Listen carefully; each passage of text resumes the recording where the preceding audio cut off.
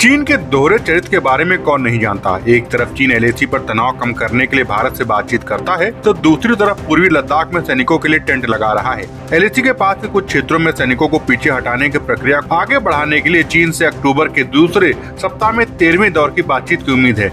इस बीच army chief general Naravane ने साफ कर दिया है कि भारतीय सेना हर चुनौती से निपटने के लिए तैयार है। लद्दाख में एलएसी पर चीन लगातार तनाव बढ़ाने में लगा है। इस बीच पूर्वी लद्दाख में लंबे समय से जारी सैन्य गतिरोध को खत्म करने के लिए भारत और चीन के बीच 13वें दौर की बातचीत अगले हफ्ते होने की संभावना है। इसमें पूर्वी लद्दाख के उन इलाकों से सेना हटाने पर विचार होगा जहां अब भी दोनों देशों की सेनाएं तैनात हैं। दोनों देशों के बीच कोर कमांडर स्तर की वार्ता होनी है।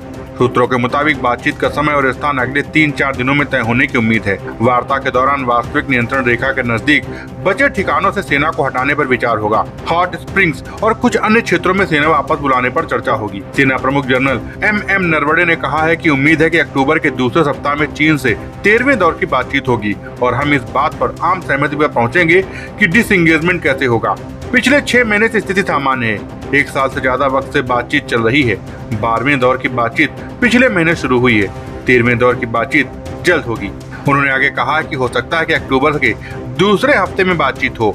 जैसा कि हमने मसलों पर बातचीत की है, हम इस बात को लेकर आश्वस्त है कि हम सहमति पर पहुंच जाएंगे कि कैसे डिसएंगेजमेंट की प्रक्रिया को आगे बढ़ाया जाए। सभी बिंदुओं पर मसले को सुलझा लिया जाएगा।